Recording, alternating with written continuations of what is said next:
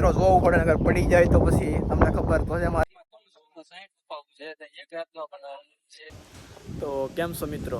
તો ફરી એક આપણો નવડીમાં તમારું બધાનું સ્વાગત છે. તો આજે આપણે સાળંગનગર આવ્યા છે, તમે જોશો. તો મિત્રો અહીંયાથી વ્યૂ તમે જોશો કેવો આવે છે.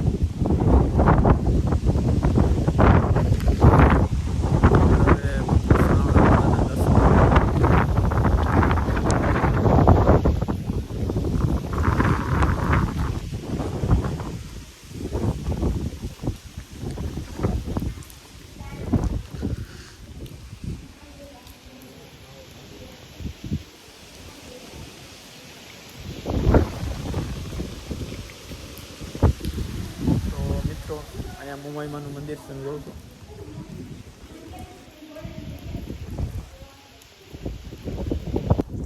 તો મિત્રો અત્યારે આપણે આમ ઉપર જાય છે, જોઉં છું. અને સુરેશભાઈ તો આગળ છે, કમલેશભાઈ પાછળ છે. અને ઉપરથી વ્યૂ દેખાડીએ કેવો આવે છે, એટલે વિડીયો બની રહીજો.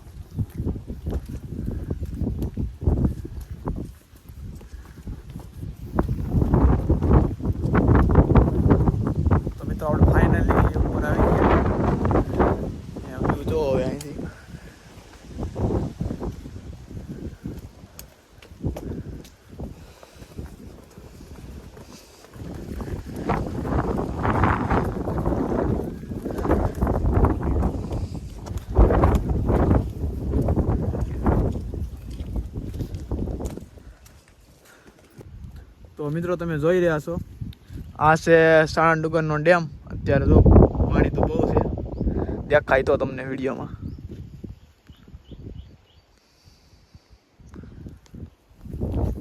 તો મિત્રો સાળંગનગરની એક ખાસ વાત છે, તે આપણા મિત્ર કમલેશભાઈ તમને જણાવશે. તો મિત્રો અત્યારે આપણે કમલેશભાઈ સાળંગનગર વિશે થોડીક માહિતી આપે છે.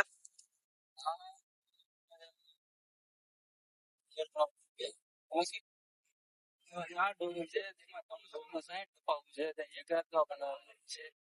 ત્યાં મહાભારત સાથે જોડાયેલી છે.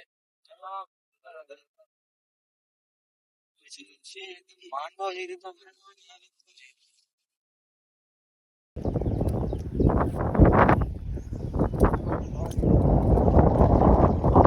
મિત્રો જોવું પડે, અગર પડી જાય તો પછી તમને ખબર તો છે. મારે એના વિશે કઈ કેવું નથી. समझ रहे हो समझ रहे हो समझ रहे हो ना? આમાં નિરાતે હાલવું પડે. હા એટલે અહીંયા છે ને સમજી વિચારી નિરાતે.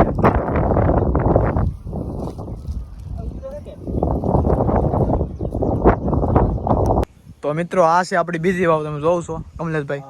છે માથોડી ઊંડી, પણ ઉનાળામાં ભરેલી જ હોય જાય, પાણી પૂરું ન થાય. એમ ને ઉપર હોય છતાં પણ આપણે જમીનમાં નીચે કરીએ તો એમાં પાણી પૂરું થઈ આમાં નો થાય એમ ને. ફૂલ ભરેલી. તો મિત્રો આમ તમે નજારો જો, આમ કેવી મજા આવે છે અત્યારે. આમ ગિરનાર જેવી મજા આવે. હા ખરેખર એવું જ લાગે કે આપણે ગિરનાર જ આવ્યો. ગિરનાર છે અને સ્પેશિયલ વાત છે આ સ્પેશિયલ ગુફા. ત્યાં ગુફા નથી, હા આ ઘોડા બાંધવા માટેની જગ્યા રાખેલી છે સ્પેશિયલ. તમને આજ પણ અહીંયા ઘોડાની રાજની રાહ આવે, તમે આવો એટલે. નહીં હાચી વાત છે, ખરેખર મને આવ્યું અહીંયા પીગનતા આવવા મીની. તો મિત્રો આ ઈ સમયમાં અહીંયા આ જગ્યામાં ઘોડા બાંધવામાં આવતા.